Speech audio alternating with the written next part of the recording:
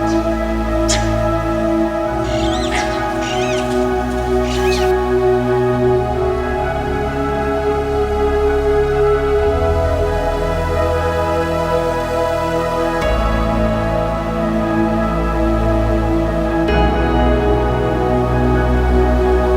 everyone, Namaskaram. Welcome to another episode of Soul India Nature Tours. Today we're going to see how naturalists track and locate one of the world's most fascinating wild animals, the tiger. For people living on the fringes of forests, the tiger can be a constant concern. But for visitors to India's forests, it is the most sought-after animal. Wildlife tourists travel from around the world hoping to see one, and every nature lover dreams of seeing a tiger in its natural habitat. In this episode, join us on one of our summer safaris as we demonstrate the method our naturalists generally follow while tracking a target species like the tiger. Although every safari is different, the principles of tracking remain much the same. On that morning safari, we had already explored different parts of the forest and reached an area where we believed a tiger had recently passed. From that moment onwards, every decision we made was guided by the signs left behind by the animal and by the behavior of the surrounding wildlife. Naturalists recognize the presence of predators by reading the clues they leave behind. These may include footprints, feeding remains, or the alarm calls and behavior of other animals and birds. Our first clue was a set of footprints on the jeep road. Since the soil was dry and soft during summer, it was difficult to estimate how fresh those footprints were. So instead of reaching a conclusion immediately, we continued looking for additional evidence. A little farther ahead, we found another set of pugmarks on the bank of a dry stream. These were much clearer and fresher, suggesting that a tiger had crossed this spot roughly 45 minutes earlier. Nearby, we found several animals. A female sambar looked in our direction, but it was difficult to judge whether she was alert or relaxed. A gaur stood motionless, giving away no clue. A langur sitting in an ash tree continued feeding on flowers and tender leaf buds.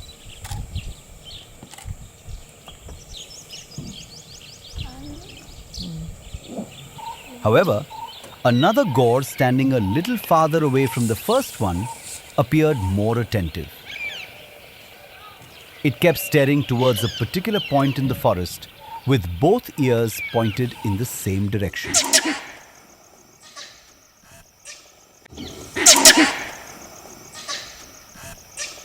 Then, a langur from another tree suddenly gave an alarm call. Instantly, the other monkeys stopped what they were doing and listened. A langur on the ground quickly climbed a tree. The female sambar also became alert for a few moments before returning to feed.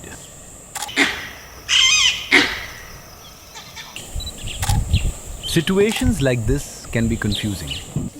Some animals behave as though a predator is nearby, while others appear completely unconcerned.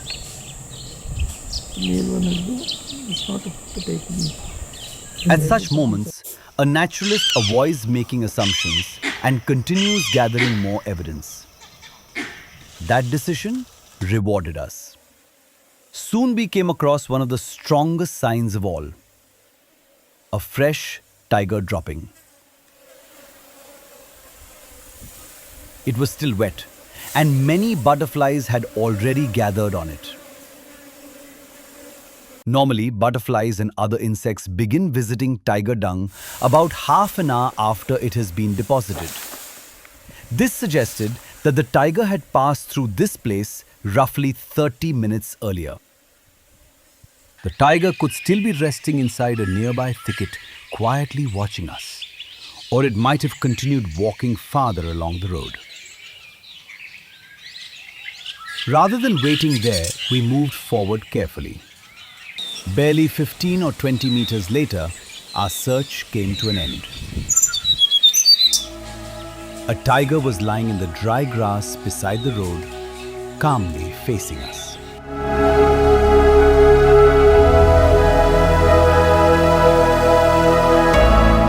It made no attempt to hide or flee, nor did it appear to be in a hunting mood. Instead, it seemed ready to rest.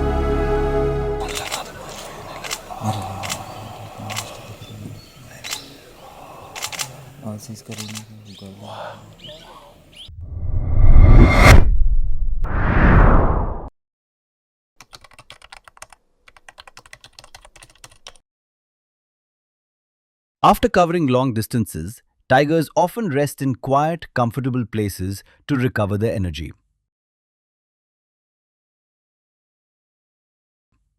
If they are stopping for only a short rest, however, they may simply lie down on the very trail they have been following.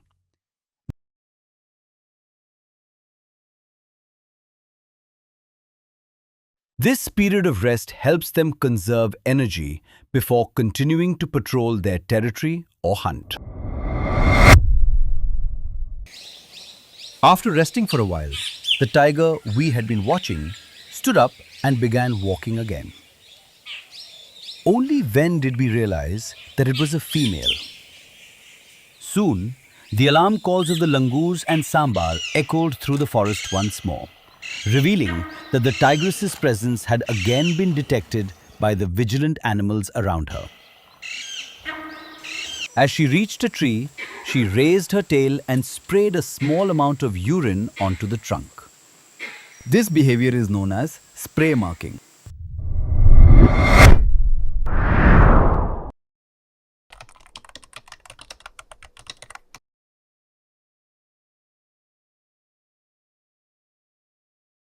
Spray marking is a common territorial behavior in tigers, in which they spray urine onto trees, rocks, or other prominent objects.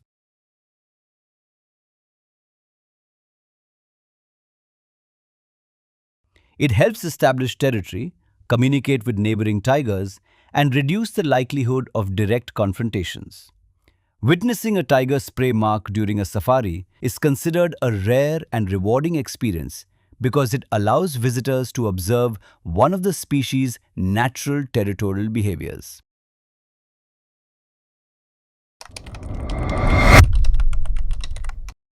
Meanwhile, the female tiger we had been watching continued walking along the forest track. At that moment, another safari vehicle arrived. She glanced briefly in its direction before quietly disappearing into the nearby forest. For many visitors, simply seeing a tiger would be enough.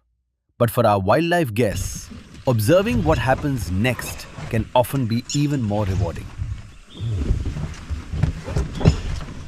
The true reward isn't merely checking a tiger off a list. It's witnessing a wild animal simply being wild.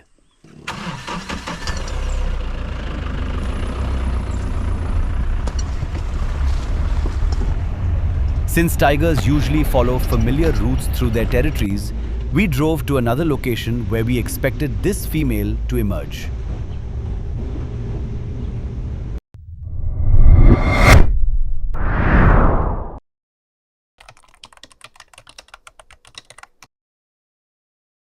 Tigers frequently travel along established trails within their territories because these routes allow them to move efficiently through dense forests. As they patrol these paths, they monitor scent marks, check their boundaries, and search for prey or signs of other tigers. Watching a tiger confidently walk along one of these forest trails offers a remarkable glimpse into its everyday life in the wild.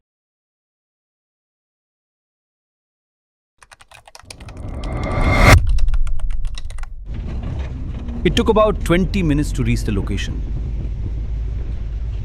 After waiting patiently, our prediction proved correct.